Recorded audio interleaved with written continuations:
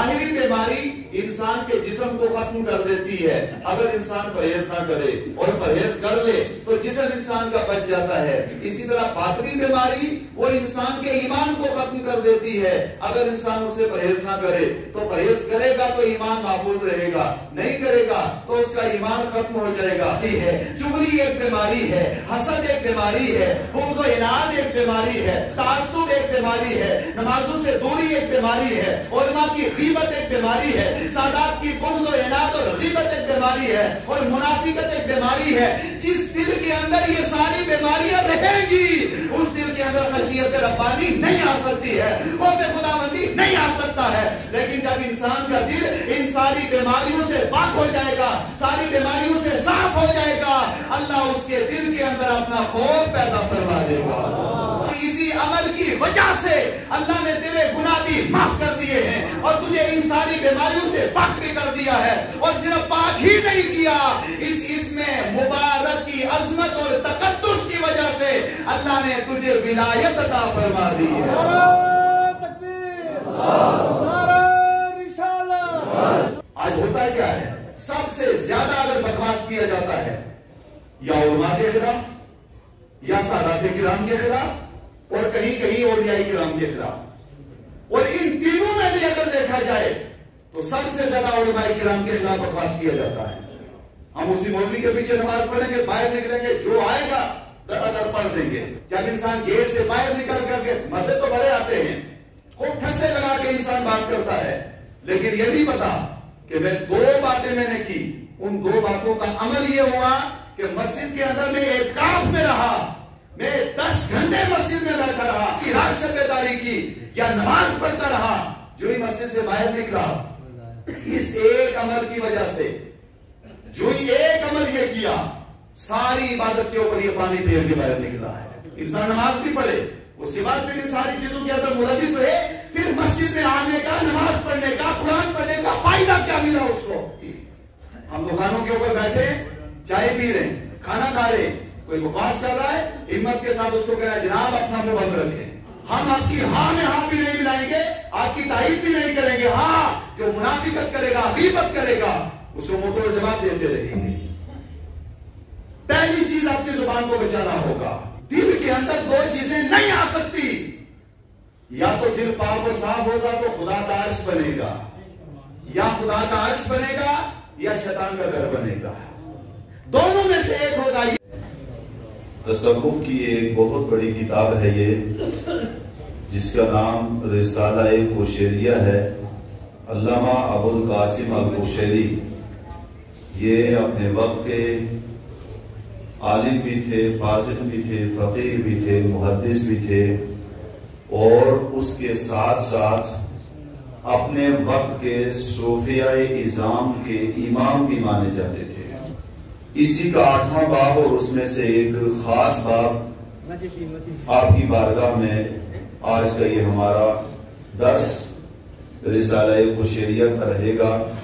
اللہ تعالیٰ کا خوف اور اللہ تعالیٰ کی خشیت ربانی اور خوف خداوندی، اس کے تعلق سے انہوں نے یہ باب قائم کیا ہے کہ اللہ تعالیٰ کا خوف اور اس کی خشیت انسان کے اندر کیسے پیدا ہوتی ہے، کس طرح آتی ہے، اور خوف اور خشیت اگر پیدا ہو جائے تو پھر انسان کا مقام اور مرتبہ کہاں تک پہنچ جاتا ہے۔ نبی پاک صلی اللہ تعالی علیہ وسلم ارشاد فرماتے ہیں کہ جو شخص اللہ تعالی کے خوف اور خشیت میں اپنی آنکھوں سے آنسو بہاتا ہے، روتا ہے، اس کے خوف میں روتا ہے، اس کی خشیت میں روتا ہے، تو اس کی آنکھوں سے جب آنسو کا قطرہ نکلتا ہے اور وہ قطرہ آنسو سے نکل کر، آنکھوں سے نکل کر باہر آتا ہے، تو ابھی وہ قطرہ زمین پر نہیں گرتا کہ اس سے پہلے اللہ تعالیٰ بندے کے سارے گناہ معاف فرما دیتا ہے۔ اور پھر آگے اسی میں فرماتے ہیں کہ اگر کوئی شخص خوف خداوندی میں رویا، خشیت ربانی کے اندر اس کا آنسو نکلا مگر بہا نہیں، اس کی آنکھوں سے وہ آنسو باہر نہ نکلا، آنکھوں کے اندر ہی رہا. تو وہ اگرچہ آنکھوں سے باہر نہ آیا تو تب بھی آنکھوں کے اندر رہا، اور یہ جو بال ہیں ان بال کی جڑوں تک بھی اگر پہنچ جائے تو تب بھی اللہ تعالیٰ اس کے گناہ معاف فرما دیتا ہے. مگر اصل مدعا اور اصل مسئلہ یہ ہے کہ انسان کے دل کے اندر خوف اور خشیت ربانی پیدا ہو جائے. اب ڈائریکٹ تو انسان کے دل کے اندر خوف نہیں آ سکتا، خشیت نہیں آ سکتی. خوف اور خشیت لانے کے لیے انسان کو تھوڑی سی محنت کرنی پڑتی ہے. جب انسان محنت کرتا ہے تو اس محنت پر اللہ تعالیٰ اسے خوف بھی عطا فرماتا ہے اور خشیت بھی عطا فرماتا ہے، جس کے لیے کئی احادیث کی کتابوں میں بھی اور کئی صوفیاء کرام نے بھی اس کے تعلق سے بحث کی ہے کہ خوف خداوندی اور خشیت ربانی کس طرح انسان کو حاصل ہوتا ہے، کیسے خوف اور خشیت آتی ہے. اسی کے لیے علامہ ابو القاسم القشیری علیہ الرحمہ وہ اسی کتاب کے اندر حضرت ذوالنون مصری رضی اللہ عنہ ان کا ایک قول نقل کرتے ہیں، اور قول نقل کرنے کے بعد فرماتے ہیں کہ حضرت ذوالنون مصری علیہ الرحمہ آپ نے ارشاد فرمایا، ایک مثال دی ہے انہوں نے. اب وہ مثال آپ تک رکھیں گے اور رکھ کر کے پھر اپنا مدعا آپ کی بارگاہ میں پیش کریں.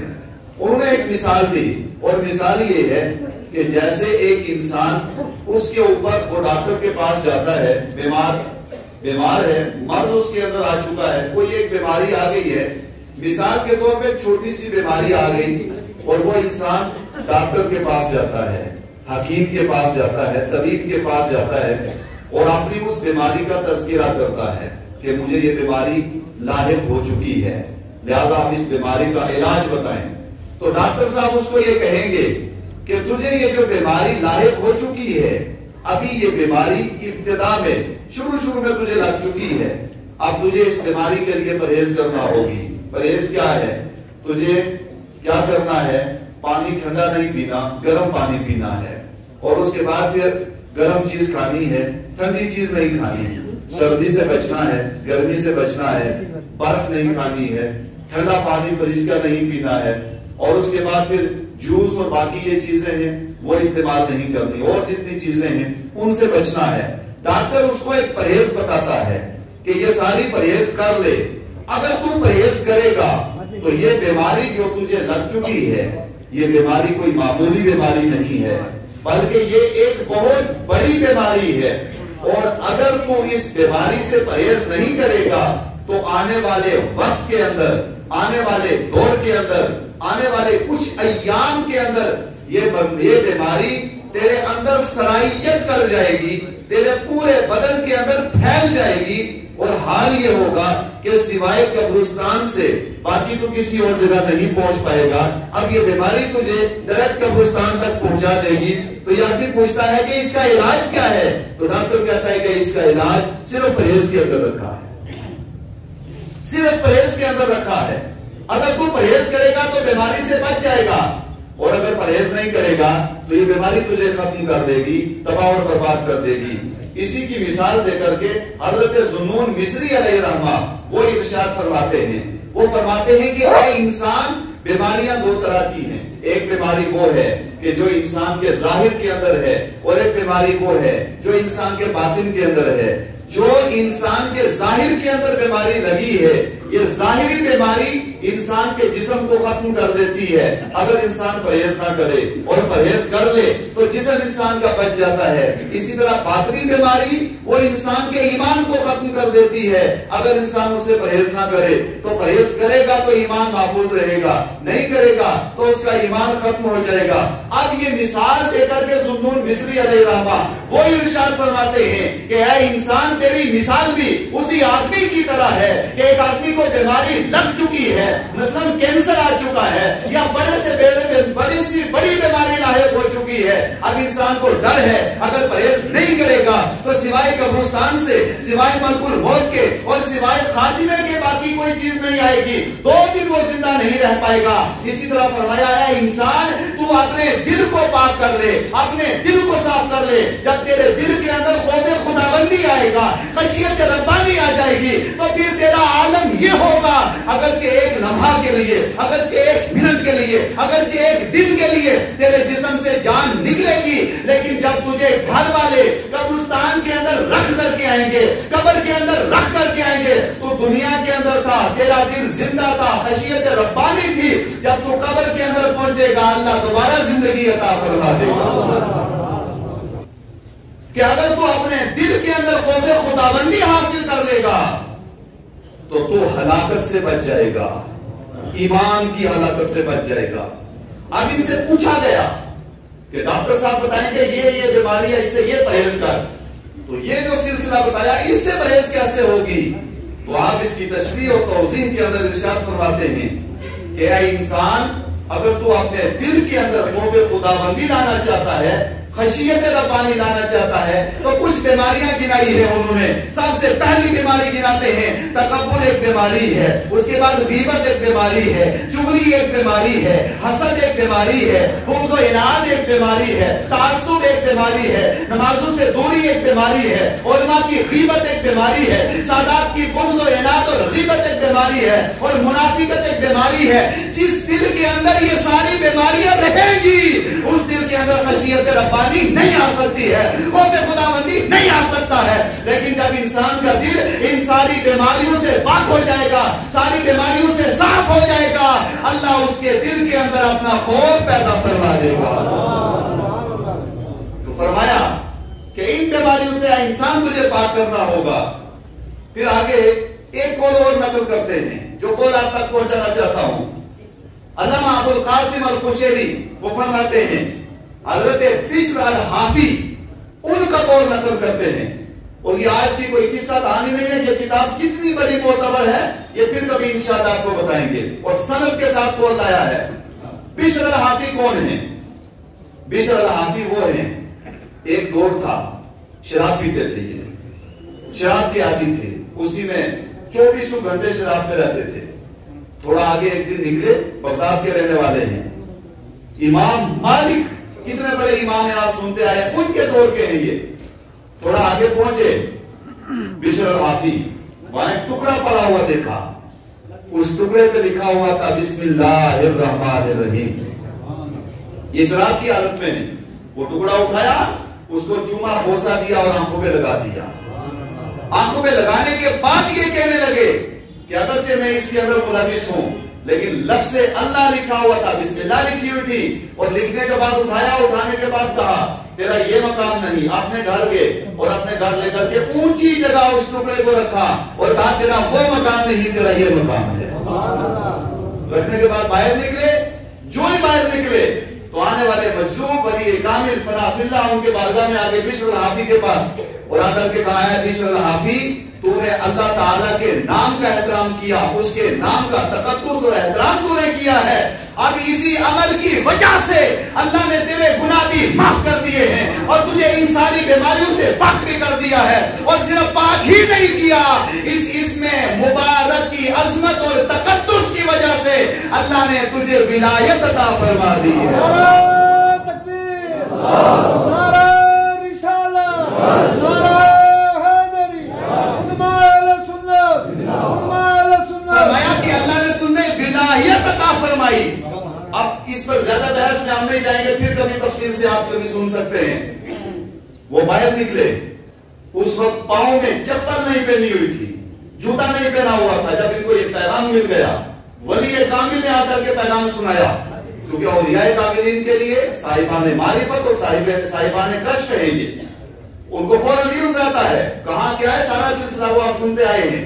فوراً جب ان کو یہ بشارت ملی تو انہوں نے پاؤں میں چپل نہیں پہنی ہوئی تھی، چپل کے بغیر تھے۔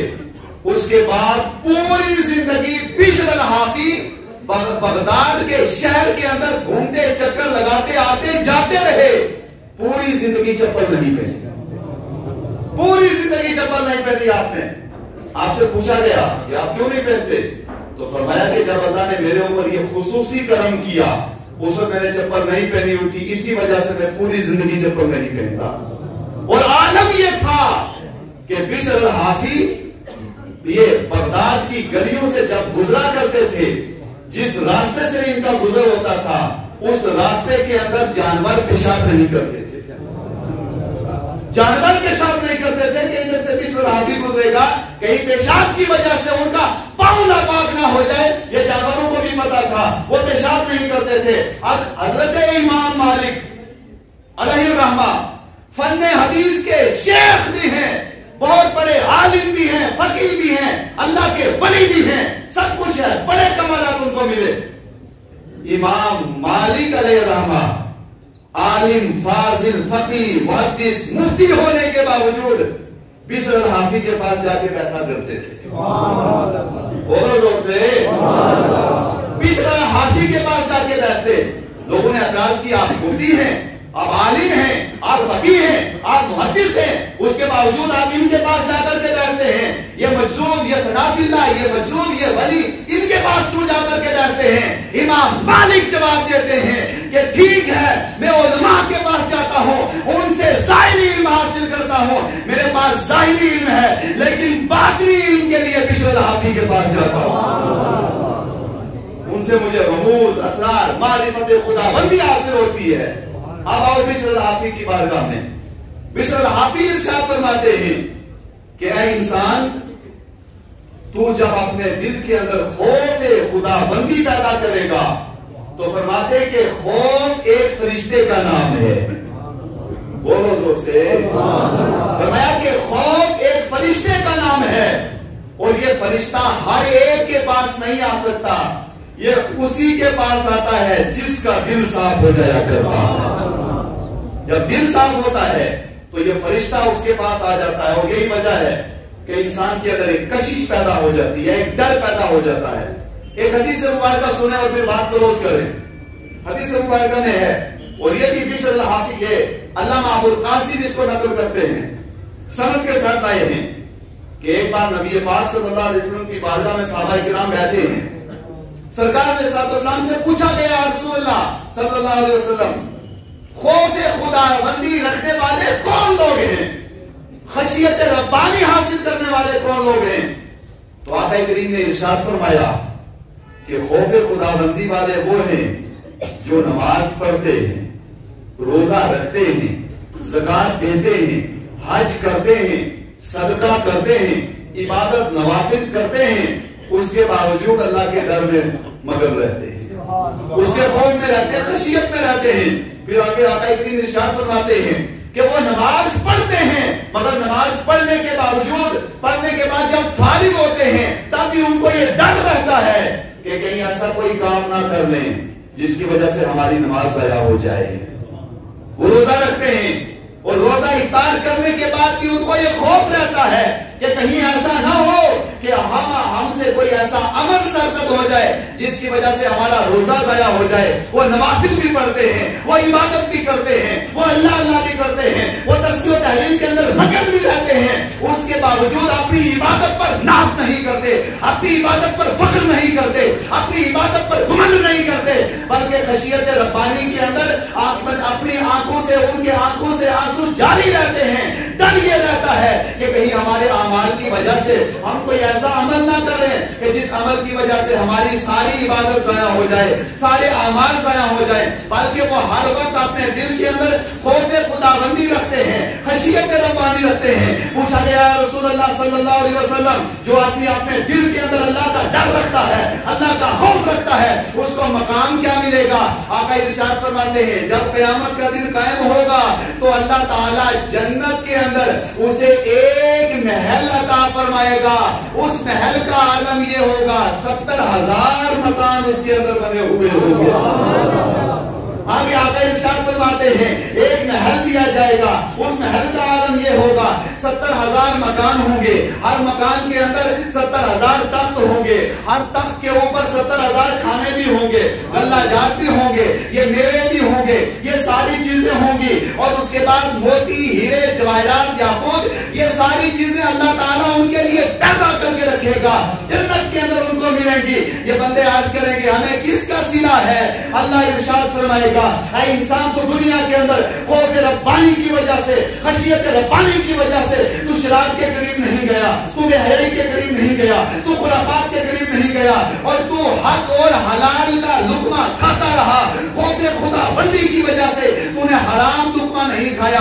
खौफ खुदा बंदी की वजह से हर एक गुनाह से बचता रहा। हर एक जो है जितने भी जो है खिलाफ शरअ मामला थे उन सब से बचता रहा। आज उसका तुझे सिला अता फरमा दिया जाता है। जब इंसान के दिल में खौफ खुदाबंदी आए तो अल्लाह ताला उसके मकाम को बहुत बुलंद कर देता है। अब खौफ खुदाबंदी कैसे आता है, 7 चीजें इसके लिए जिक्र की गई। सबसे पहली बात यह है कि इंसान अपनी जुबान को महफूज रखे। तो पहली चीज फरमाई, उसकी जुबान महफूज रहे, उसकी जुबान पाक रहे। कैसे? गीबत से पाक रहे, मुनाफिकत से पाक रहे। आज होता है क्या है, सबसे ज्यादा अगर बकवास किया जाता है या उलमा के खिलाफ, या सादाते किराम के खिलाफ, और कहीं कहीं औलियाए किराम के खिलाफ, और इन तीनों में भी अगर देखा जाए तो सबसे ज्यादा उलमाए किराम के खिलाफ बकवास किया जाता है। हम उसी मौलवी के पीछे नमाज पढ़ेंगे, बाहर निकलेंगे, जो आएगा दर पढ़ देंगे। अभी हमने आपको कौन बताया बिशर हाफी का और बाकी आइम्मा का। जब इंसान गेट से बाहर निकल करके, मजे तो बड़े आते हैं, खूब ठस्से लगा के इंसान बात करता है, लेकिन यह नहीं पता कि मैं 2 बातें मैंने की, उन 2 बातों का अमल यह हुआ कि मस्जिद के अंदर में एतकाफ में रहा, मैं 10 घंटे मस्जिद में बैठा रहा, शब्बेदारी करती की, पूरी रात शब्बेदारी की, या नमाज पढ़ता रहा। जो ही मस्जिद से बाहर निकला, इस एक अमल की वजह से, जो ही एक अमल ये किया, सारी इबादत के ऊपर ये पानी फेर के बाहर निकला है। पहली चीज है, हमें अपने आप को गीबत से बचाना होगा और हिम्मत रखनी होगी, जुर्रत रखनी होगी। जुर्रत क्या है? इंसान नमाज भी पढ़े, उसके बाद फिर इन सारी चीजों के अंदर मुलविस रहे, फिर मस्जिद में आने का, नमाज पढ़ने का, कुरान पढ़ने का फायदा क्या मिला उसको? फायदा तब मिलेगा कि जब हम अपने इस अमल की हिफाजत करेंगे। और हिफाजत कैसे होगी? हम दुकानों के ऊपर बैठे, चाय पी रहे, खाना खा रहे, कोई बकवास कर रहा है, हिम्मत के साथ उसको कहना है जनाब अपना मुंह बंद रखें। अगर नहीं बंद रख सकते ठीक है, आप दूसरी जगह चले जाएं, लेकिन हाँ, हम आपकी हाँ में हाँ भी नहीं मिलाएंगे, आपकी तारीफ भी नहीं करेंगे। हाँ, जो मुनाफिकत करेगा, गीबत करेगा, उसको मुंह तोड़ जवाब देते रहेंगे। पहली चीज अपनी जुबान को बचाना होगा। जब हम अपनी जुबान को नहीं बचाएंगे, जब जाहिर सी बात है गीबत के अंदर, बेहयाई के अंदर, सारी चीजों में हमारी जुबान मुलविस रहेगी। आप ईमानदारी से बताओ कि एक ही दिल के अंदर या एक ही चीज के अंदर जो 2 चीजें जमा नहीं हो सकती। मिसाल के तौर पे आग भी रहे और पानी भी रहे, आग के बीच आप पानी डाल दें, दोनों में से एक चीज गालिब आएगी, या आग या पानी। दिल के अंदर 2 चीजें नहीं आ सकती। या तो दिल पाक और साफ होगा तो खुदा का अर्श बनेगा, या खुदा का अर्श बनेगा या शैतान का घर बनेगा। दोनों में से एक होगा। यह नहीं हो सकता कि खुदा का अर्श भी बने और शैतान का घर भी बने। एक ही चीज होगी, या खुदा का अर्श बनेगा या शैतान का तख्त बनेगा। अब ये इंसान तक है कि वो खुदा का अर्श बनाए या शैतान का तख्त बना दे। तो फरमाया पहली चीज अपनी जुबान की हिफाजत करे, और दूसरी चीज फरमाया कि अपने दिल को पाक और साफ रखे, और उसके बाद फिर अपनी नजर की हिफाजत करे, हलाल लुकमा खाए और हराम लुकमे से अपने आप को महफूज रखे, और कब्र का और आखिरत का ख्याल रखे। जब ये सारी चीजें इंसान के अंदर आएंगी, तब जाकर के इंसान के दिल में अल्लाह का खौफ पैदा होगा, और जब खुदा का खौफ पैदा होगा तो फिर हदीस मुबारका की रोशनी में उसको इनाम ये मिलेगा, मोमिन का दिल खुदा का अर्श बन जाया करता है।